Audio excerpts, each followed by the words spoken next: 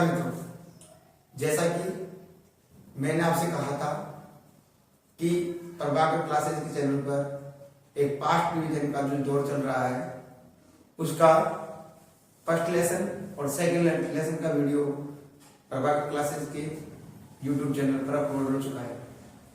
मित्रों, जैसे मैंने कहा था कि यदि आपको साइंस और मैथ में यदि 100 और 100 नंबर लाना है, मार्क्स लाना है, प्राप्त करना चाहते हो तो बेटा इस प्रभाकर क्लासेस के चैनल को सब्सक्राइब जरूर कर लेना और बेल आइकन को दबा लेना ताकि आपको जैसे ही वीडियो आप अपलोड हो तुरंत आपको मिल सके।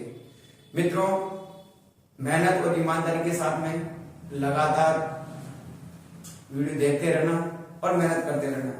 मित्रों, मैं ये कह रहा हूं, जिस दिन आप एग्जाम देने जाओगे उस दिन इतना कॉन्फिडेंस होगा कि यार मुझे साइंस और मैथ में कोई दिक्कत नहीं है, और एग्जाम देने के बाद में भी आपको ऐसा लगेगा काश यार हमने अच्छा कर लिया। जो समय रहते हुए सर ने हमारी पूरी की पूरी जो पास्ट रिवीजन की सीरीज है वो हमारे सर ने अपलोड कर दी यूट्यूब चैनल के ऊपर और वहां से मुझे हेल्प मिल सकी। इसलिए मित्रों, जो आपने जो हमारे साथ में विश्वास दिखाया है या जो मैंने मेहनत की है वो मेहनत एक दिन जरूर रंग लाएगी। इसलिए मित्रों, बने रहना, बिना स्किप किए लगातार वीडियो देखते रहना। सर ने जो पढ़ाया था वो कवर पेपर में आया हुआ, इसलिए बेटा मैं एक भी टॉपिक ऐसा नहीं छोड़ूंगा ताकि आपका रिवीजन ना हो सके। चलो आज हम पार्ट 3 पढ़ेंगे बेटा, और इस पार्ट 3 का नाम है साइंस के अंदर विज्ञान का पार्ट 3 है, उसका नाम बेटा पार्ट 3 क्या नाम है? धातु और अधातु। धातु और अधातु अंग्रेजी में क्या कहते हैं? Metal, metal and non metal, non metal, ये वाला पार्ट है। अब आपको पता होना चाहिए कि पार्ट कितने नंबर का आएगा। पार्ट 3 है वो कितने नंबर का आ रहा है बोर्ड एग्जाम में? राजस्थान बोर्ड माध्यमिक शिक्षा राजस्थान बोर्ड की बात कर रहा हूं मैं, राजस्थान बोर्ड। राजस्थान बोर्ड में मेरे मित्रों, राजस्थान बोर्ड में जो नील पत्रक है उस नील पत्रक के अनुसार ये पार्ट हमारे पास आ रहा है बेटा कितने नंबर का? 5 नंबर का। कितने क्वेश्चन आ रहे हैं इसमें से? 4, यानी कि 5 अंक का ये पार्ट है। और कितने क्वेश्चन आएंगे मित्रों? 4 क्वेश्चन आएंगे। कौन कौन से क्वेश्चन आएंगे देखो, इसमें से हमारे पास में नंबर 1 पहला आएगा बेटा क्या? वस्तुनिष्ठ पर्सन। पहला क्या आएगा? वस्तुनिष्ठ पर्सन। वस्तुनिष्ठ पर्सन जानते हो ना, अवसर है ना, ऑब्जेक्टिव टाइप है। कितने क्वेश्चन आएंगे सर? 1 क्वेश्चन आएगा इंटू 1 अंक आएगा, ठीक है। दूसरा क्वेश्चन आएगा बेटा हमारे पास में, दूसरा क्वेश्चन आ रहा है क्या? रिक्त स्थान।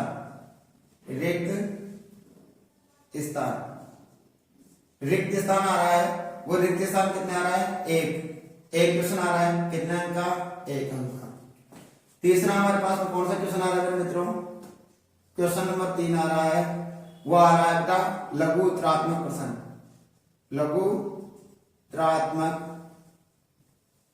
लघुत्रात्मक प्रश्न, और ये कितने नंबर का आ रहा है? 1 क्वेश्चन आ रहा है 2 नंबर का। तो कितने हो गए? 2 और 2 4, ठीक है। एक अपने पास शॉर्ट क्वेश्चन आएगा, वेरी शॉर्ट क्वेश्चन, यानी कि अति लघुत्रात्मक प्रश्न। अति लघुत्रात्मक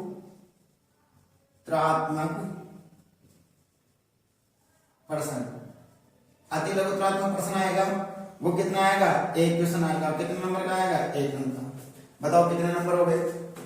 1 2 2 4 1 5, टोटल ऑफ कितने नंबर हो गए? 5। कितने क्वेश्चन हो गए? 1 2 3 और 4। 4 तो हमारे पास क्वेश्चन हो गए और अंक हो गए 5। अंक कितने हो गए? 5। क्वेश्चन हो गए कितने? 4। लेकिन मेरे मित्रों, ये तो हमारे पास में क्या है? जो ब्लूप्रिंट है उसके अकॉर्डिंग है। लेकिन मेरे मित्रों, मैं ऐसा भी नहीं पढ़ाऊंगा कि यार कम से कम इसी के आधार पर पढ़ाया जाए, यानी शॉर्ट क्वेश्चन आ गए, नहीं। क्योंकि कभी कभार क्या होता है एग्जाम में क्या हो जाता है ब्लूप्रिंट के हटके कुछ क्वेश्चन आ जाते हैं। इसलिए बेटा मैं ये कह रहा हूं कि मैं तो पूरा का पूरा पार्ट को लेके चलूंगा ताकि आपका एक भी अंक ना कटे और जो 5 नंबर है वो 5 के 5 नंबर आपकी मुट्ठी के अंदर हो, आपकी अंक तालिका में क्या आपकी शोभा बढ़ा सके। इसलिए मित्रों लगातार बने रहना, बिना स्किप किए वीडियो देखते रहना। चलते हैं आगे। चलो अब मेरे मित्रों सबसे पहले पार्ट का नाम था क्या हमारे पास, धातु एवं अधातु। ठीक है, यानी क्या कहेंगे मेटल एंड नॉन मेटल, ये है ना। चलो सबसे पहले बात आती है कि पार्ट को समझने की कोशिश करते हैं कि धातु और अधातु क्या होता है। तो मैं यहां से नंबर 1 कर लेता हूं धातु यानी कि मेटल। चलो मेटल क्या होती है मेरे मित्रों बताओ, धातु क्या होती है आपको आ रहा होगा सर, जैसे कि मैंने लिया। चलो एप्पल लेते हैं सोडियम, क्या लेते हैं सोडियम। और सोडियम क्या होता है प्रतीक Na, सिंबल Na होता है ना। परमाणु क्रमांक सोडा मतलब सोडा कितने का आता है, सोडियम यानी सोडा कितने का आता है 11 रुपए का, है ना। मैंने वीडियो के अंदर बना रखा है ऐसा, ठीक है। इनके परमाणु क्रमांक याद करने की जरूरत नहीं है। अगर आपने नहीं देखा हो वो वीडियो तो पहले जो बेसिक साइंस है उसके अंदर जाके देखो, आपको सारा का सारा मिल जाएगा ऐसा बेसिक साइंस के वीडियो में। चलो मित्रों सोडियम सोडा यानी 11 रुपए का आ रहा है। अष्टक नियम लगाओ, अष्टक नियम क्या कहता है बोलो, 2 प्रथम कोष में 2, दूसरे में 8, 10 और 1 11, यानी कि संयुक्त कोष में कितने इलेक्ट्रॉन रहे 1। तो बताइए 1 इलेक्ट्रॉन अष्टक पूरा करने के लिए क्या करेगा, 1 या तो 7 इलेक्ट्रॉन ग्रहण करे या 1 इलेक्ट्रॉन त्याग करे। तो मेरे मित्र बताओ ये 7 इलेक्ट्रॉन ग्रहण करना आसान है, 1 इलेक्ट्रॉन त्याग करना। तो अपन देखते हैं फायदा का सूत्र ये कि 1 इलेक्ट्रॉन त्याग कर दे, दोनों में क्या होगा स्थायी होगा, दोनों में क्या करेगा ये स्थायी होगा। या तो 7 इलेक्ट्रॉन ग्रहण कर ले तब अष्टक पूरा हो जाएगा तब स्थायी हो जाएगा, या 1 इलेक्ट्रॉन त्याग कर दे तब स्थायी हो जाएगा। और दोनों में स्थायी हो रहा है तो कौन सा फायदे का सूत्र है सर 1 इलेक्ट्रॉन ये त्याग कर देगा। इसका मतलब क्या किया, सोडियम ने की क्या है धातु है ना। चलो इसने क्या किया बेटा बोलो, सोडियम Na+ 1 इलेक्ट्रॉन त्याग कर रहा है, ये ले लिया। यानी कि बेटा सीधी बात हो गई कि धातु किसे कहेंगे कि बेटा वह परमाणु या तत्व जो इलेक्ट्रॉन त्याग करके क्या बनाते हो धनायन, इसे क्या कहते हैं धनायन। यानी कि बेटा वे परमाणु या तत्व जो इलेक्ट्रॉन त्याग करके क्या बनाते हो धनायन बनाते हो, उन्हें क्या कहा जाता है धातु। आगे बात समझ में, धातु की परिभाषा होगी। अब आती बेटा हमारे पास क्या आती है अधातु, क्या आती है अधातु। अंग्रेजी में क्या कहते हैं बोलो, नॉन मेटल। अब मेरे मित्रों अधातु किसे कहेंगे समझो, जैसे मैंने किया क्लोरीन मतलब खतरा मतलब 17 से, परमाणु क्रमांक कितना है 17। अष्टक नियम लगाओ बेटा, क्या कहता है अष्टक नियम कि सर प्रथम कोष में 2, दूसरे कोष में 8, कितने हो गए 10, बचे कितने 7, संयुक्त कोष में कितने इलेक्ट्रॉन आ रहे हैं 7। तो बताओ इस 7 को अपन को क्या करना है 8 करना है। तो 8 करने के लिए क्या करना पड़ेगा, या तो ये 1 इलेक्ट्रॉन ग्रहण कर ले या 7 इलेक्ट्रॉन त्याग कर दे, और दोनों में क्या होगा स्थायी होगा। तो बताओ क्या करेगा ये, या तो ये 1 इलेक्ट्रॉन ग्रहण करेगा या 7 इलेक्ट्रॉन का त्याग करेगा। तो आप कहोगे सर 1 इलेक्ट्रॉन ग्रहण करना कायदे का सूत्र है इसका, तो इसलिए 1 इलेक्ट्रॉन ग्रहण कर लेगा। और जब 1 इलेक्ट्रॉन ग्रहण करेगा तो ग्रहण करते हैं ना बेटा वो अभिक्रिया की दिशा के पहले लिखते हैं, और त्याग करते हैं ना अभिक्रिया की दिशा के बाद। जैसे क्लोरीन कितने इलेक्ट्रॉन ग्रहण कर रहा है 1, तो 1 इलेक्ट्रॉन लिखो। अब 1 लिखा नहीं जाता इसलिए इसको हटा देता हूं, ये लो क्या हो जाएगा, और ग्रहण करके क्या बनाता है, ऋणायन माइनस, तो ये क्या हो गया, ऋणायन। तो बताओ क्या कहेंगे, अधातु किसे कहेंगे, कि वे परमाणु या तत्व, वे परमाणु जो इलेक्ट्रॉन ग्रहण करके क्या बनाते हो, ऋणायन बनाते हो। वे परमाणु या तत्व जो इलेक्ट्रॉन ग्रहण करके क्या बनाते हो, ऋणायन बनाते हो, उन्हें क्या कहा जाता है, अधातु। अधातु आ गया। एक छोटी सी बात बोल लेता हूं, अच्छा इनके एग्जाम्पल भी देख लो, बोलो धातुओं की कौन कौन से एग्जाम्पल है, एग्जाम्पल कौन कौन से मेरे मित्रों, जैसे sodium, potassium, lithium, aluminium, magnesium, कैसा कर सकते हैं जो इलेक्ट्रॉन त्याग करते हो, है ना, बताया था ना अभी। और अधातुओं में ऑक्सीजन हो गया, नाइट्रोजन हो गया, सल्फर हो गया, फ्लोरीन हो गया, क्लोरीन हो गया, आयोडीन हो गया, जो इलेक्ट्रॉन ग्रहण करते हो। आगे बात समझ में, एक थोड़ा सा छोटा सा टॉपिक नहीं है अपने, लेकिन मैं आपको नॉलेज के लिए यहां लिख देता हूं। एक आती बेटा उपधातु, उपधातु अंग्रेजी में क्या कहते हैं बेटा, सेमी मेटल, सेमी मेटल। उपधातु क्या होती है मेरे मित्रों, बताइए जरा, उपधातु क्या होती है बेटा, जैसे एग्जांपल देखो, कार्बन, है ना, बताओ परमाणु क्रमांक कितना है, ये देखो ऐसे है, इसको ऐसे घुमा तो कितने को 6 है, प्रथम कोश में 2, दूसरे में 4, ठीक है। बताओ क्या करेगा ये, या तो 4 इलेक्ट्रॉन त्याग कर दे, या क्या कर ले बेटा, 4 इलेक्ट्रॉन ग्रहण कर ले। जब ये स्तर पूरा होगा तो दोनों आ रहा है ना, या तो 4 इलेक्ट्रॉन त्याग कर दे, 4 इलेक्ट्रॉन ग्रहण कर ले, बराबर का सौदा हो रहा है ना, इसलिए क्या होगा, ये इलेक्ट्रॉन त्याग भी कर सकता है, ग्रहण कर भी सकता है। बताओ ये कार्बन क्या करेगा, धातु प्लस अधातु, दोनों गुणों को दर्शाएगा क्या, धातु और अधातु दोनों के गुणों को प्रदर्शित करता है, हाँ दोनों के गुणों को प्रदर्शित करता है। इस कारण से क्या कहा गया, उपधातु। क्या कहा गया, उपधातु। बोलो, ऐसे परमाणु जो धातु और अधातु दोनों गुणों को प्रदर्शित करते हैं उन्हें उपधातु कहा जाता है। जैसे एग्जांपल आए तो, जैसे सिलिकॉन आ गया, ऐसा ही क्या आ गया, ऐसा ही आ गया सिलिकॉन, और क्या आ गया, जर्मेनियम आ गया, और क्या आ गया, सिलिकॉन हो गया, जर्मेनियम हो गया, आर्सेनिक आ गया, और क्या आ गया, पोलोनियम आ गया, पीओ, है ना। ये सभी क्या है बेटा, सभी क्या है, उपधातु है, जो धातु और अधातु दोनों को गुणों को प्रदर्शित करती है। बात समझ आई।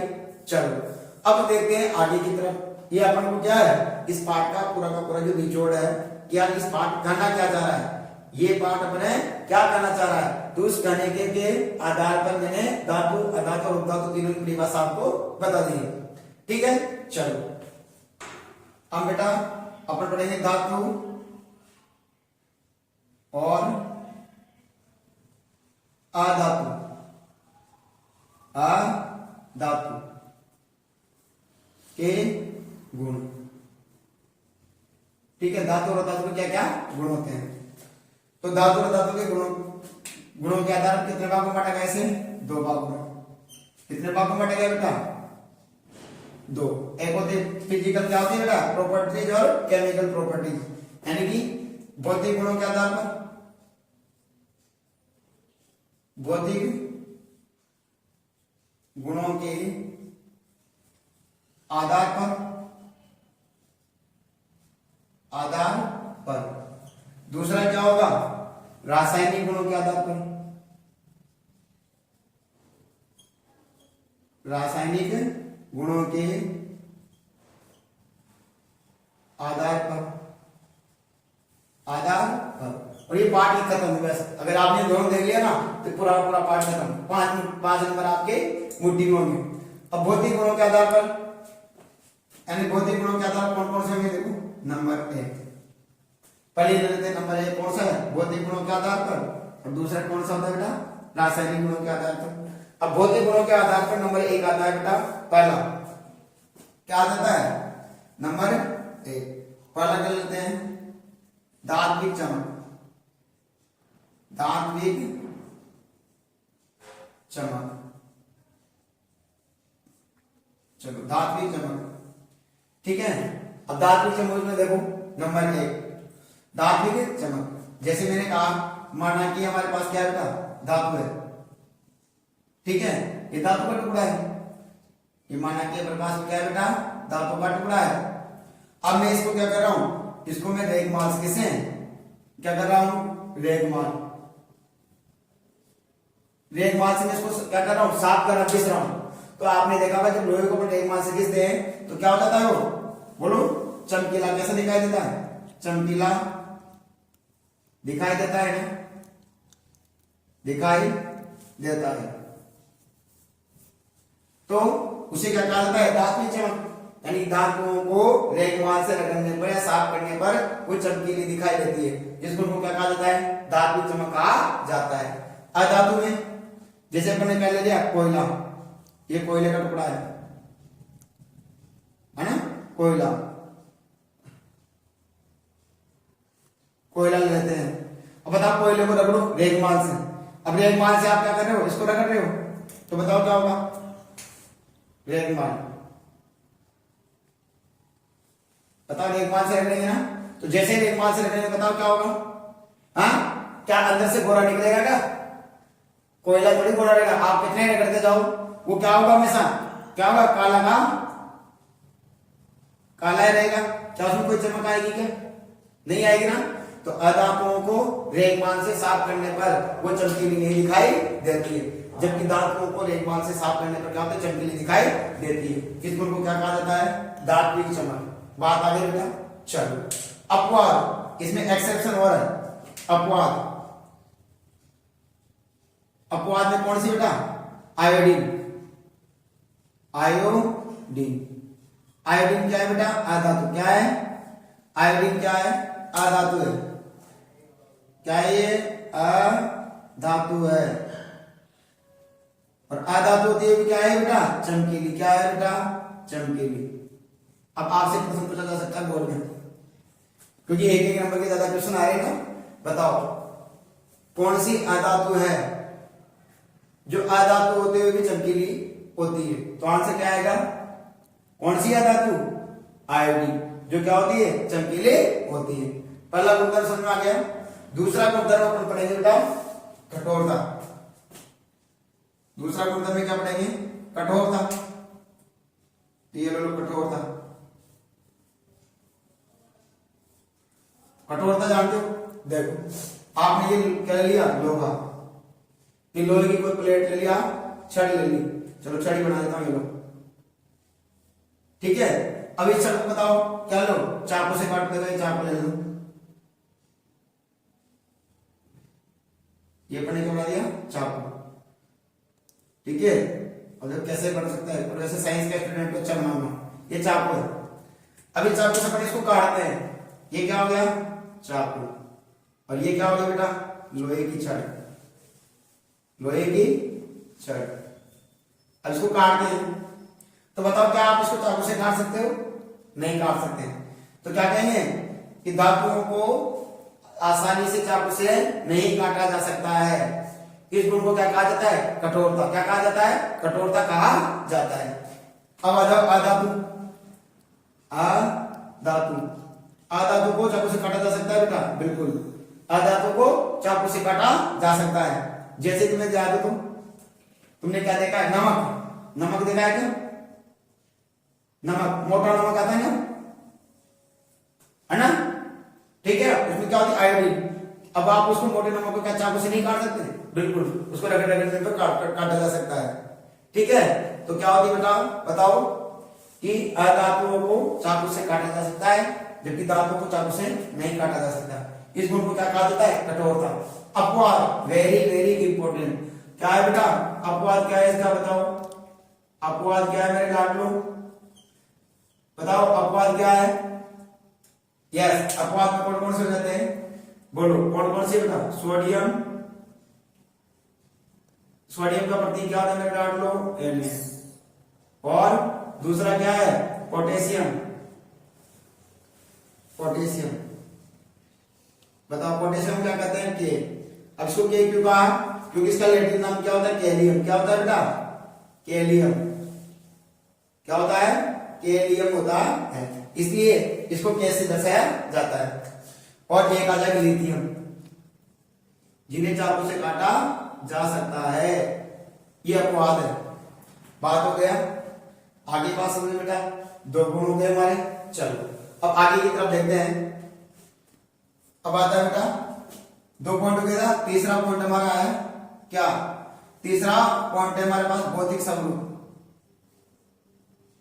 भौतिक स्वरूप,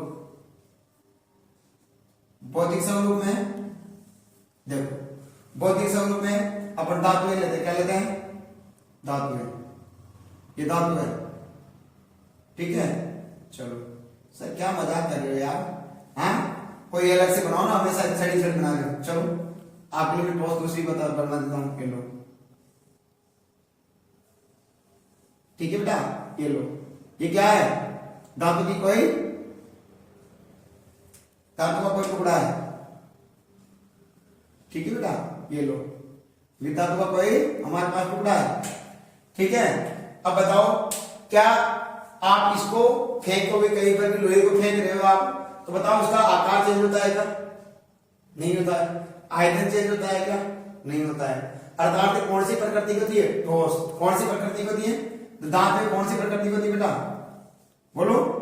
सामान्यतः ठोस प्रकृति की, यहां सामान्य तो लगा देना, सामान्य कौन सी प्रकृति होती है, ठोस प्रकृति की होती है। ये ठोस प्रकृति हो गई, ठीक है। तो धातु है सामान्यतः ठोस प्रकृति की होती है, लेकिन अधातुएं क्या हो जाती है बेटा, अधातुएं। अधातुएं, अधातुएं सामान्यतः कौन सी प्रकृति होती है, सामान्यतः ये तीनों रूपों में पाई जाती है। सामान्यतः क्या होती है, अधातुएं तीनों रूपों में पाई जाती है। कौन से रूपों में पाई जाती है, सामान्यतः तीनों रूपों में पाई जाती है, तीनों रूपों में पाई जाती है, पाई जाती है। जैसे कौन कौन सा है बताओ, नंबर 1 आयोडीन। आयोडीन, आयोडीन का क्या था प्रतीक, आई। कौन सी अवस्था में पाई गई, ठोस। फिर दूसरा आता है ब्रोमीन, इंपोर्टेंट स्टार बनना बेटा इसको, ब्रोमीन। ब्रोमीन एकमात्र ऐसी अधातु है जो कौन सी अवस्था में पाई जाती है, द्रव अवस्था में। फिर तीसरा कौन सा आ गया मेरे मित्रों, तीसरा आ गया गैसीय अवस्था में, गैसीय अवस्था में। तो गैसीय अवस्था में क्या आएगा, बोलो कौन सा आएगा बेटा, बोलो। देखो नाइट्रोजन आ गया, N2 आ गया, O2 आ गया, उसके बाद में आ गया क्या, Cl2 आ गया। ये सभी कौन सी अवस्था में पाई गई, गैसीय अवस्था में, O2 है ना। सभी कौन सी अवस्था में पाई जाती है, गैसीय अवस्था में पाई जाती है। क्या बात समझ में आ गई। भौतिक स्वरूप में क्या होती है, धातुओं की प्रकृति ठोस होती है, जबकि अधातुएं क्या होती है, ठोस, द्रव और गैस तीनों में पाई जाती है। अब अपवाद, इसमें अपवाद कौन सा है, अपवाद, अपवाद कौन सा है, आपने देखा है मरकरी। मरकरी यानी बेटा क्या होता है, पारा, सिंबल क्या होता है, Hg, है ना। ये कौन सी अवस्था में पाई जाती है, एकमात्र धातु द्रव अवस्था में पाई जाती है, पाई जाती है। आगे बात समझ में, तो धातुओं की भौतिक स्वरूप कैसा है, ठोस होता है, जबकि अधातुओं का तीनों रूपों में पाई जाती है। अपवाद क्या है इसमें, मरकरी या पारा, जो कौन से अवस्था में पाई जाती है, द्रव अवस्था में पाई जाती है, लिक्विड अवस्था में। जबकि ब्रोमीन क्या होती है, ये भी लिक्विड अवस्था में पाई जाती है, अधातु है। तो दोनों में एक एक अपवाद है। ओके बात, चलो फिर तीसरा चौथा पॉइंट आता है हमारे पास तीसरी बात में। चौथा पॉइंट आता है आघात, बोलो बेटा, आघात वर्धनीयता, वर्धनीयता। चलो बेटा ये भी इसका भी स्टार लगा लो, इससे क्वेश्चन हमारे पास मिलते रहते हैं। चलो अब देखो आघात वर्धनीयता, पर 8वीं क्लास में पढ़े थे। देखो आघात प्लस वर्धनीयता। आघात का क्या होता है बेटा, आघात का क्या होता है, चोट। क्या होता है, चोट। और वर्णनीयता का अर्थ क्या होता है बेटा? बढ़ना। बताओ क्या हो गया? धातुओं को चोट मारने पर उन्हें बढ़ाया जा सकता है। ऐसे गुण को क्या कहा जाता है? आघात वर्णनीयता। धातुओं को पीटकर पतले चादर के रूप में बदलना आघात वर्णनीयता कहलाता है। आगे बात, उसके बाद आघात वर्णनीयता हो गया। जबकि ये तो किसमें पाया जाता है? ये किसमें पाया जाता है बेटा? बोलो, ये किसमें पाया जाता है? लाडलो, किसमें पाया जाता है? धातुओं में। धातुओं में। जबकि अधातुओं में क्या पाया जाता है? अधातुओं में कौन सी गुण पाया जाता है? भंगुरता। भंगुरता।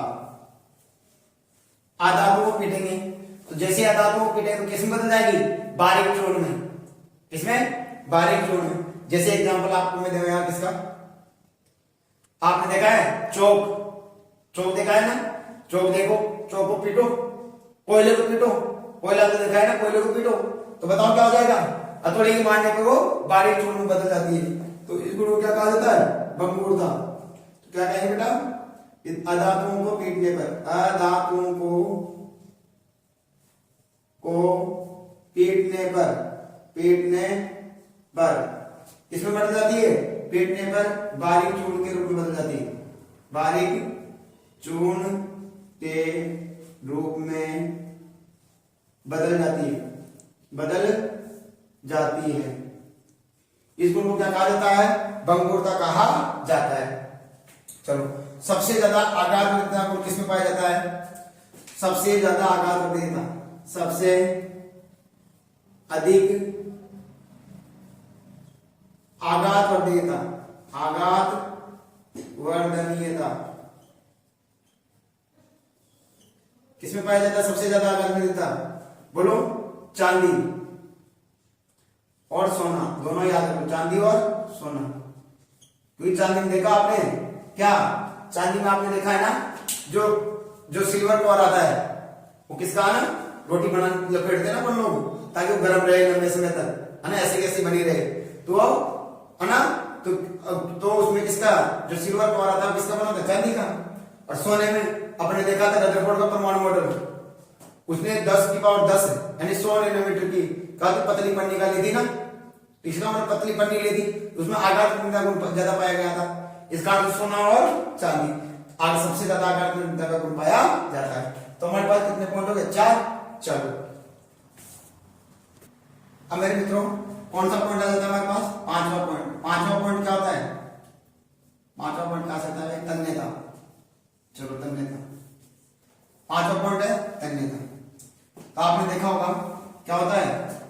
तन्यता किसे कहते हैं? धातुओं को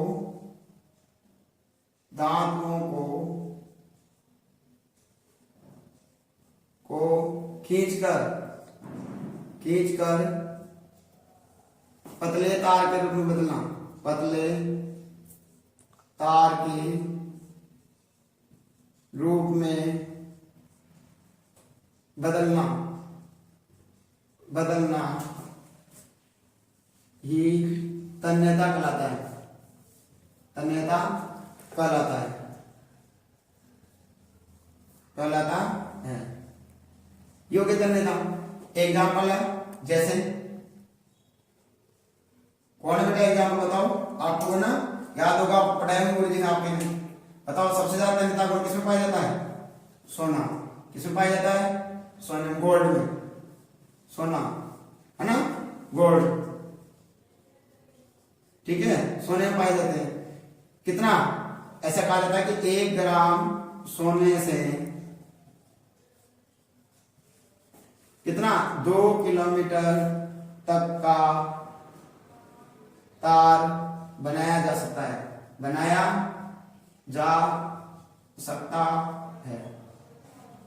योग्य मेरे मित्रों। उसके बाद में अधातुओं में ये गुण नहीं पाए जाते। अधातुओं में प्रॉपर्टीज बाय एब्सेंट, यानी कि अधातुओं में ये गुण अनुपस्थित होते हैं। अधातुओं में यह गुण क्या होता है? अनुपस्थित होते हैं।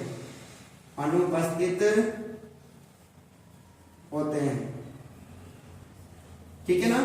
तो क्या होगा है ना, तो क्या होगा प्रॉपर्टीज बाय एब्सेंट। ठीक है, ये प्रॉपर्टी क्या होती है बेटा, अनुपस्थित होती है। फिर आता है छठा, छठा क्या होता है बेटा, तन्यता हो गया।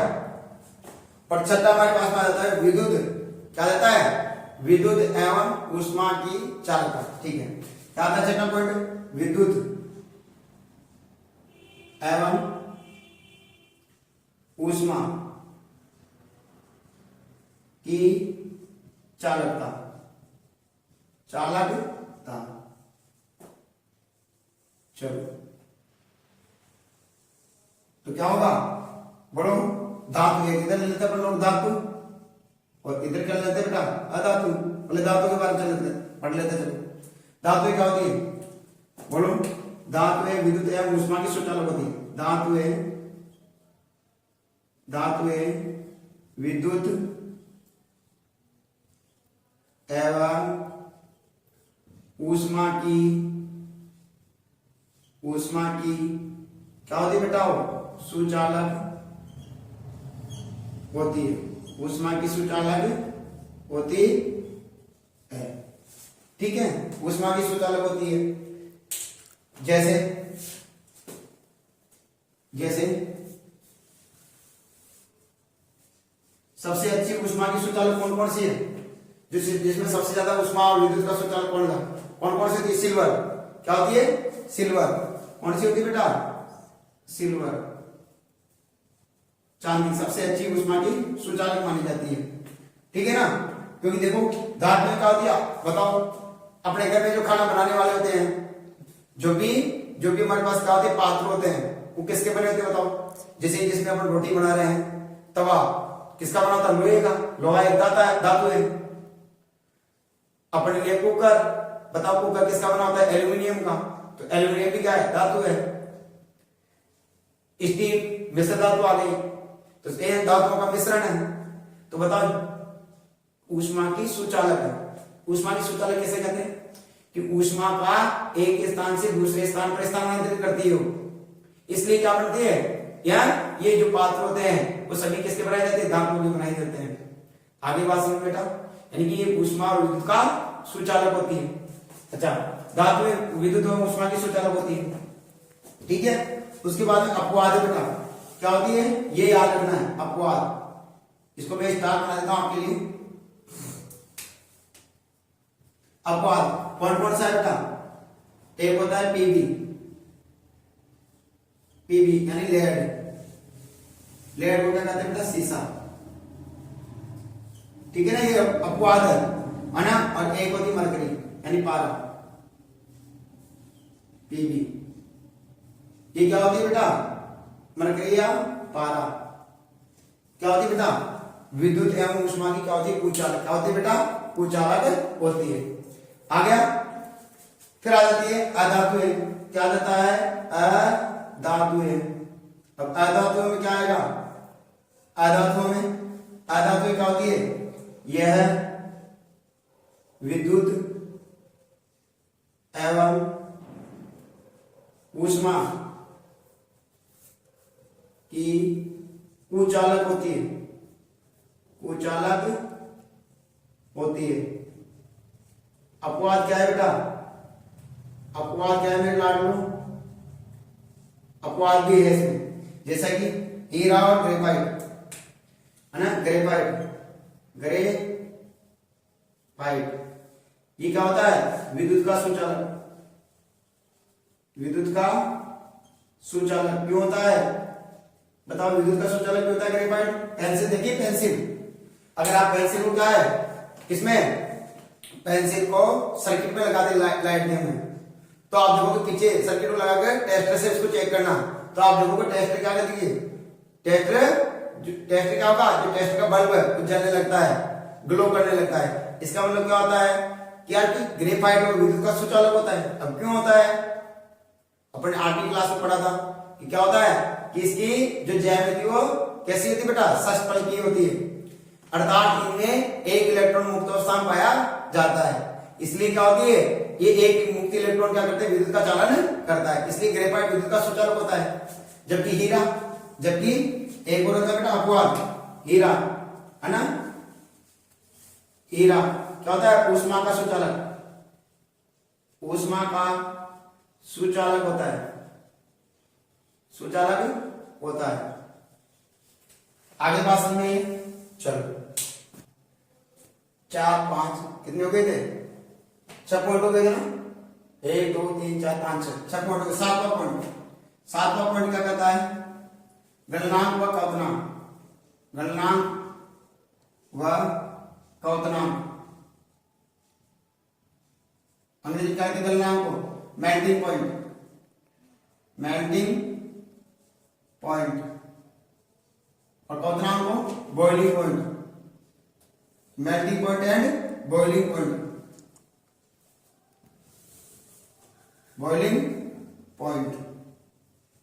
चलो अब मेल्टिंग पॉइंट और बॉइलिंग पॉइंट में क्या होता है, बॉइलिंग है उबलना, तो कहलाता है क्वथनांक, और बेटा गलनांक किसे कहते हैं, मेल्टिंग पॉइंट। चलो अब भाई अपने देखा है, जैसे अपन लिए लोहा,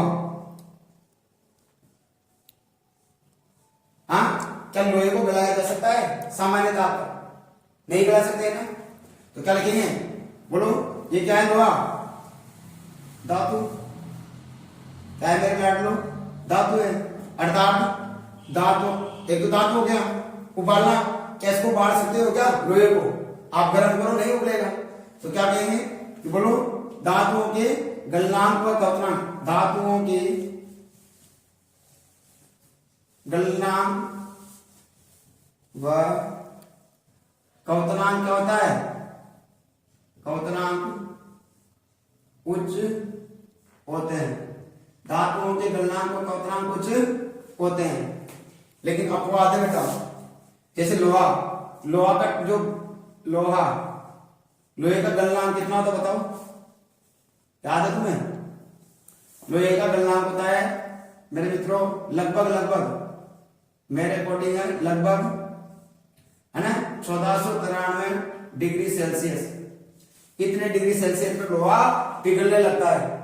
अगर इसको गर्म करते जाए तो 1493 डिग्री सेल्सियस पे कब, और बताओ 100 डिग्री पे लोहा जब उबलने लगता है, हाँ 100 डिग्री सेल्सियस पे, तो बताओ 100 से कितना गुना ज्यादा है, लगभग 1500 गुना ज्यादा है। कितना गुना ज्यादा है, 15 गुना, कितना गुना ज्यादा है, 15 गुना ज्यादा है। 100 इंटू 15 1500 हो गया, 15 गुना ज्यादा है, 15 गुना ज्यादा टेम्परेचर पर लोहा पिघलने लगता है। तो बताओ इनके गलनांक में क्वथनांक कुछ हो क्या, हाँ अपवाद, अपवाद तो आते आते श्रेणी में, अपवाद में क्या जाएगा, अपवाद, ठीक है। कौन कौन सा, एक आएगा गैस, क्या गैस, गैस है गैलियम,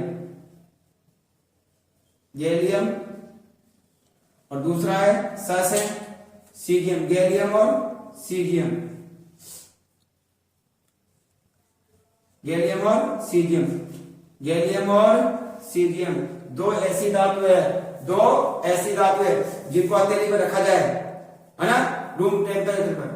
तो हथेली पर रखने पर रूम टेम्परेचर पर यानी कमरे के ताप पर इन्हें हथेली पर रखा जाए तो ये द्रव अवस्था में आ जाती है। किसमें आ जाती है बेटा, द्रव अवस्था में आ जाती है। इसलिए इनका गलनांक क्वथनांक क्या होता है बेटा, कम होते हैं। क्या होते हैं, कम होते हैं। उसके बाद आता है अपने पास ये हो गया अधातुओं के बारे में पढ़ लेते हैं। अधातु, अधातु, अधातुओं के क्या हो जाएगा, बोलो इनके गलनांक व क्वथनांक क्या होते हैं, कम। गलनांक व क्वथनांक क्या होता है बेटा, कम होता है, कम होता है। अपवाद क्या जाएगा इसमें भी, हीरा, ठीक है ना। इसका गलनांक व क्वथनांक क्या होता है, उच्च होता है, ये याद रखना। ओके बात। फिर बेटा अपने पास में 8वां पॉइंट, लास्ट पॉइंट हो गया अपना, क्या है, ध्वनिकता, ध्वनिकता, ठीक है, ध्वनिकता। अब ध्वनिकता में क्या हो जाएगा, जैसे ध्वनिकता आपने क्या है, स्कूल की घंटी देखिए, ये स्कूल की घंटी है, ठीक है, ये लो, ये स्कूल की घंटी है, इसे लो, ये मैं लकड़ी का कुछ पहना देता हूं उसके अंदर, ऐसी घंटी है। आप देखोगे, बताओ किसकी बनी होती है, कांसे की, मिश्र धातु की बनी होती है ना। अब बताओ इसको अपन चोट मारते हैं तो चोट मारने में क्या होती है, इसमें से ध्वनि उत्पन्न होती, क्या होती है, ध्वनि है ना, क्या होती है बेटा, उत्पन्न होती है ना। तो इस गुण को क्या कहा जाता है, ध्वनिकता। क्या कहा जाता है, अर्थात क्या कहूंगा मैं, धातुओं को पीटने पर धातुओं को पीटने पर उनमें से ध्वनि उत्पन्न होती है, ध्वनि उत्पन्न होती है। इस गुण को क्या कहा जाता है, ध्वनि उत्पन्न होती है। इस गुण को क्या कहते हैं मेरे लाडलो, ध्वनिकता कहते हैं, ध्वनिकता कहते हैं। ध्वनिकता हो गई आगे भाषण में, यानी कि दांतों को पीटने पर उनमें से जो ध्वनि उत्पन्न होती है, इस गुण को ध्वनिकता कहा जाता है। सबसे ज्यादा ध्वनिकता किसमें पाई जाती है, कासे में, कासा है ना, जिसने इसको जो मंदिर की घंटियां वगैरह होती है ना, किसकी बनाई जाती है, कासे की बनाई जाती है। क्या मेरे लाडलो समझ में आ रही है बात, हाँ चलो है ना, समझ में आ रही है ना, कन्फर्म। इसलिए बेटा क्योंकि मैं आपकी भलाई के लिए मैं रात भर जग के क्या वीडियो बना रहा हूं, ताकि मेरे बच्चे जो बोर्ड का एग्जाम उसमें अच्छे अंक प्राप्त कर सके। इसलिए बेटा अगर आपको समझ में आ रही हो, मुझे कुछ देना चाहते हो, तो बेटा सब्सक्राइब जरूर कर देना, ताकि यार, और कमेंट जरूर करना। चलो कमेंट्स के लिए मैं आपको एक क्वेश्चन देता हूं, अगर आपको देना दिमाग लगाना। यहाँ आया था ध्वनि, तो ध्वनि का मात्रा क्या होता है, चलो ध्वनि का मात्रक क्या होता है,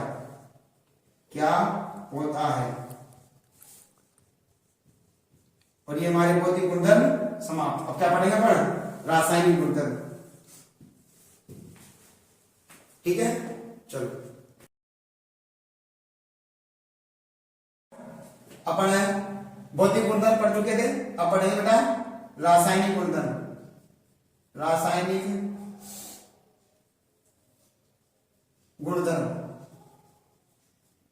गुणधर्म ठीक है ना। हाँ, केमिकल प्रॉपर्टीज क्या लिखेंगे बेटा, केमिकल प्रॉपर्टीज, ठीक है। हाँ, रासायनिक गुणधर्म। अब रासायनिक गुणधर्म में अपन पढ़ेंगे, देखो ठीक बताऊं क्या है, बोलो, जल वायु कैसी होती है, जलवायु कैसी होती है बेटा, अम्लीय होती है। जलवायु कैसी होती है, अम्लीय होती है, ये ठीक है, जल वायु अम्लीय होती है। तो नंबर 1, धातुओं की किसके साथ अभिक्रिया पढ़ेंगे, धातुओं की किसके साथ में, जल के साथ अभिक्रिया। फिर धातुओं की किसके साथ में, धातुओं की वायु के साथ अभिक्रिया। फिर धातुओं की किसके साथ में, धातुओं की किसके साथ बेटा, अम्ल के साथ अभिक्रिया, साथ है ना। धातुओं की जल के साथ, धातुओं के अम्लों के साथ, और दोनों को मिक्स कर दो। क्या करेंगे लास्ट, धातु और अधातु की अभिक्रिया, धातु और अधातु की अभिक्रिया। ये लो, तो ये बेटा कितने पॉइंट हो गए, 4। बोलो, धातुओं किसके साथ अभिक्रिया पड़ेंगे, जल के साथ, धातुओं किसके साथ अभिक्रिया पड़ेंगे, वायु के साथ, और धातु किसके साथ अभिक्रिया पड़ेंगे, बोलो, अम्ल के साथ, और धातु और अधातु की अभिक्रिया पड़ेंगे 4। कितने पॉइंट हो गए, 4। और ये चारों रासायनिक गुण आपने पढ़ लिया, तो रासायनिक गुणधर्म खत्म हो गया, और ये चैप्टर का आपका एंड है ना। इतना सा छोटा चैप्टर है, और नंबर है कितने, 5 नंबर का चैप्टर है। चलो, तो नंबर 1 पढ़ते किसके साथ में, वायु के साथ अभिक्रिया। तो पहला पढ़ लेते हैं, किसके साथ में, पहला क्या, किसके साथ, धातुओं की वायु के साथ अभिक्रिया। तो धातुओं की वायु के साथ अभिक्रिया पढ़ते हैं। तो देखो, तो नंबर 1 है बेटा, धातुओं किसके साथ पढ़ रहे बताओ, धातुओं की वायु के साथ अभिक्रिया, वायु के साथ अभिक्रिया। ठीक याद है ना, पहले धातुओं की जल के साथ, वायु के साथ, अम्ल के साथ और धातु अधातु के साथ। तो नंबर 1 ले रहा हूं मैं इसमें से धातुओं की वायु के साथ अभिक्रिया। तो देखो अपन ने लिया धातु क्या है Mg, ऑक्सीजन से क्रिया करेगी, क्या बनाएगी बताओ, मैग्नीशियम। क्या है बेटा मैग्नीशियम, और प्लस ये क्या है बेटा ऑक्सीजन, क्या बनाएगी देखो Mg। बैलेंसी कितनी होती है 2, ऑक्सीजन की कितनी होती है बैलेंसी -2। अनुपात निकालो कितना है 1:1। क्या करेंगे बदल गुणा, क्या बन गया MgO, यानी क्या बनाएगा मैग्नीशियम ऑक्साइड। मैग्नीशियम ऑक्साइड हो गया, मैग्नीशियम ऑक्साइड।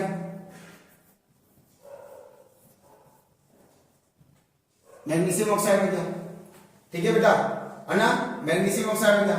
यानी कि क्या कहेंगे कि धातुएं ऑक्सीजन के साथ अभिक्रिया करके वायु के साथ, वायु में ऑक्सीजन होती है तो धातुएं वायु के साथ अभिक्रिया करके क्या बनाती है, ये कौन सा होगा, चलो मैं लिख देता हूं, ये क्या है मैग्नीशियम वगैरह क्या है धातु, और वायु ऑक्सीजन में क्या है वायु, तो धातुएं वायु के साथ अभिक्रिया करके क्या बनाती है बेटा मैग्नीशियम ऑक्साइड। क्या कहेंगे धातु ऑक्साइड, धातु ऑक्साइड बनाती है, ऑक्साइड बनाती है,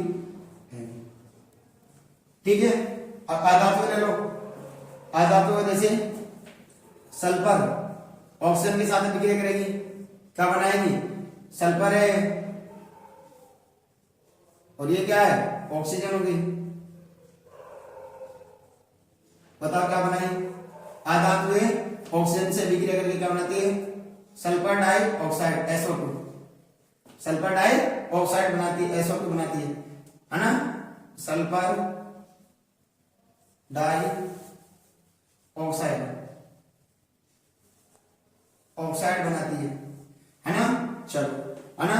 तो ये क्या होगा बेटा सल्फर क्या है अधातु,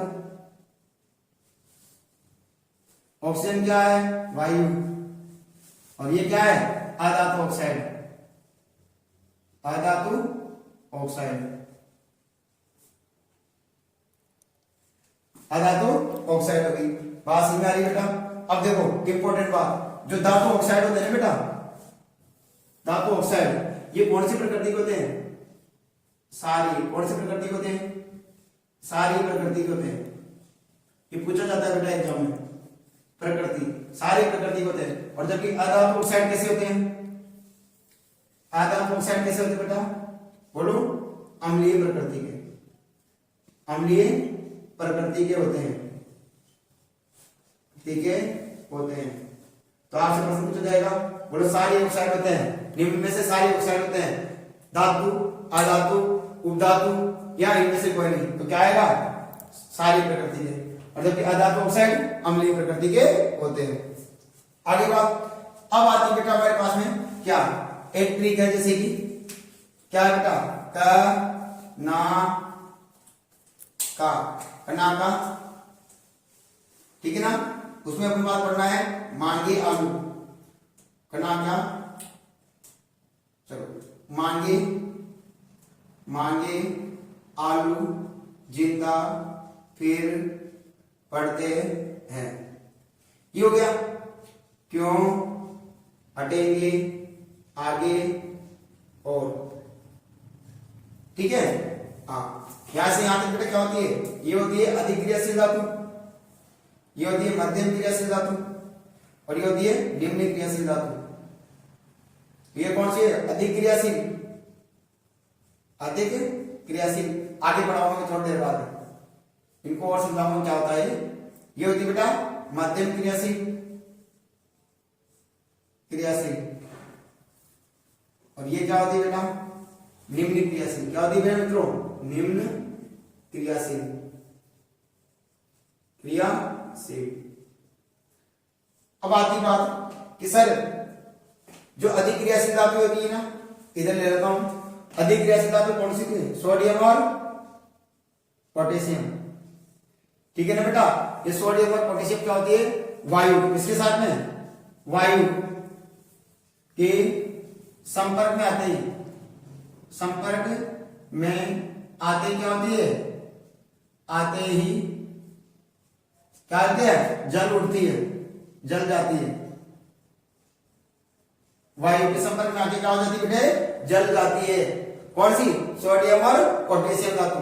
ठीक है, अब क्यों जलती है, देखो क्यों जलती है बेटा। देखो बेटा, सोडियम और पोटेशियम कौन कौन से धातु होते हैं, सोडियम और पोटेशियम के। ठीक है बेटा, ये क्या होता है, सबसे अधिक क्रियाशील धातु होती है, सबसे अधिक क्रियाशील धातु होती है बेटा, क्रियाशील धातुएं होती है, सबसे अधिक क्रियाशील धातुएं होती है। कौन कौन सी, सोडियम और पोटेशियम।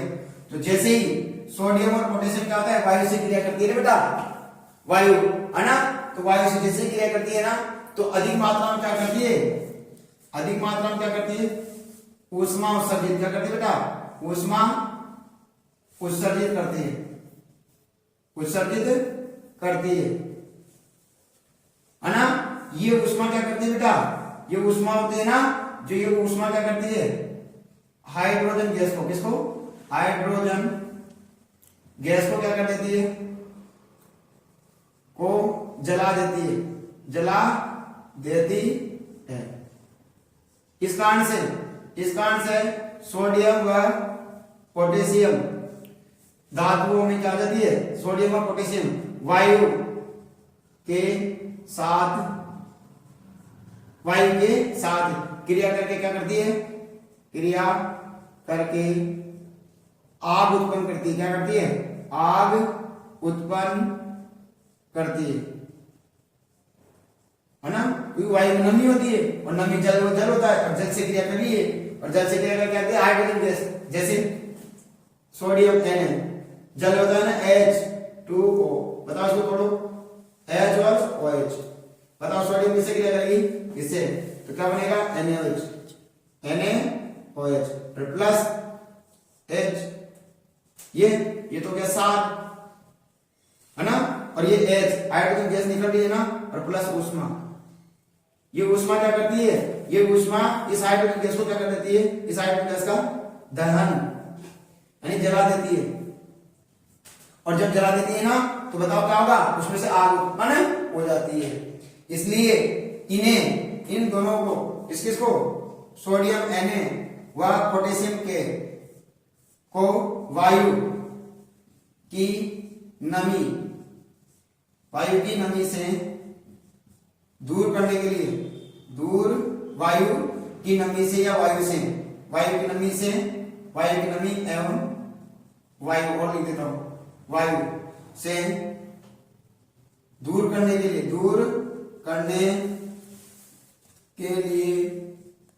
इन्हें किसमें, किरोसिन के तेल में डुबोकर रखा जाता है, डुबोकर रखा जाता है।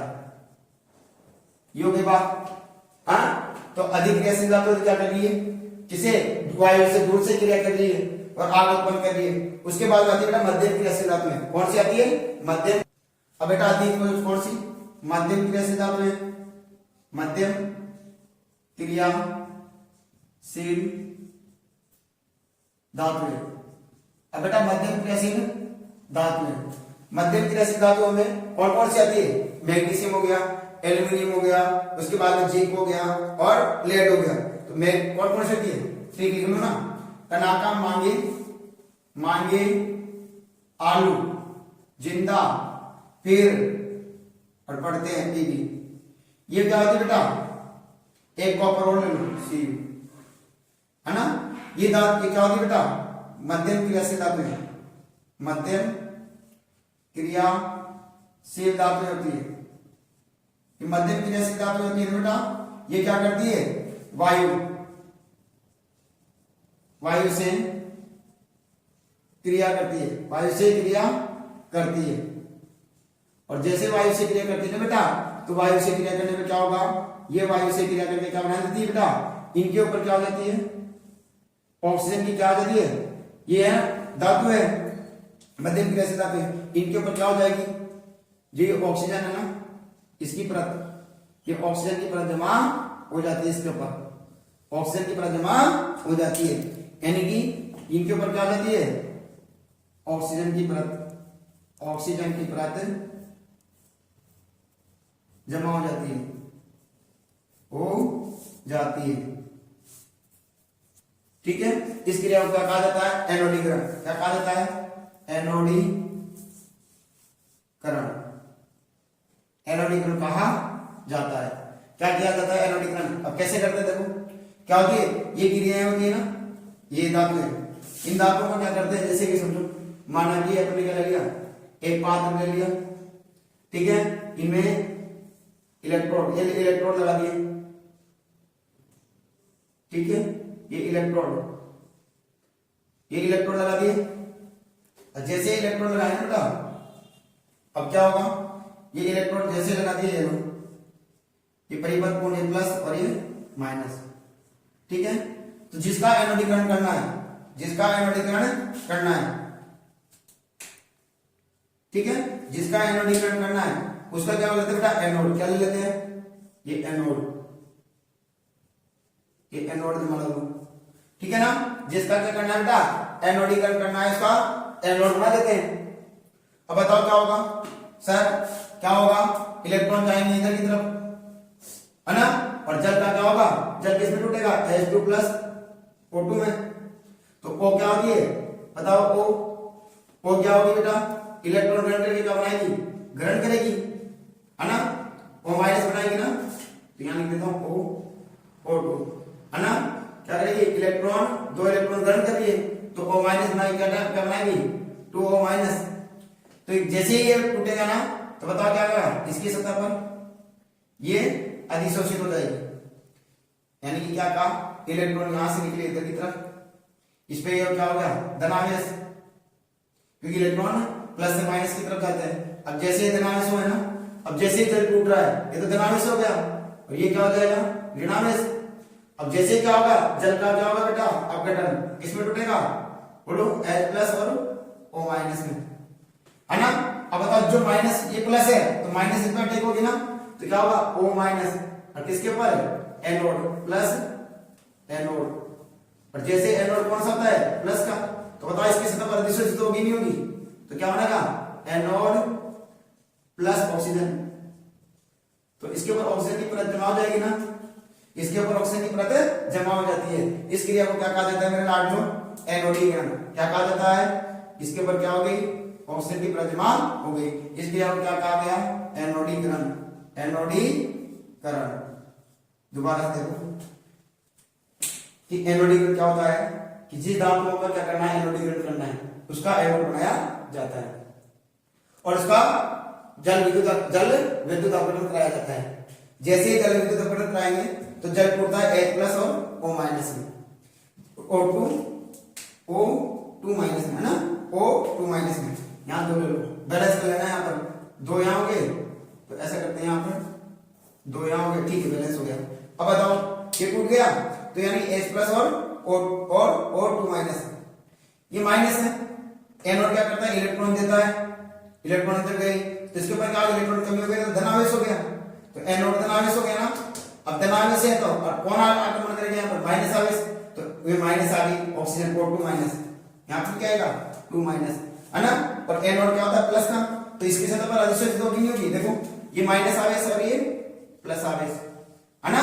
तो क्या होंगे, दोनों एक दूसरे को अट्रैक्शन करेंगे, और अट्रैक्शन करने पर क्या हो जाएगा, एनोड पे क्या हो जाएगा, ऑक्सीजन की परत जमा हो जाएगी, ऑक्सीजन की परत जमा हो जाती है ना, जिसके कारण इसको संसारण से बचाती है, क्या करती है, संसारण से बचाती है। इसके लिए क्या कहा जाता है, एनोडीकरण। क्या कहा जाता है, एनोडीकरण।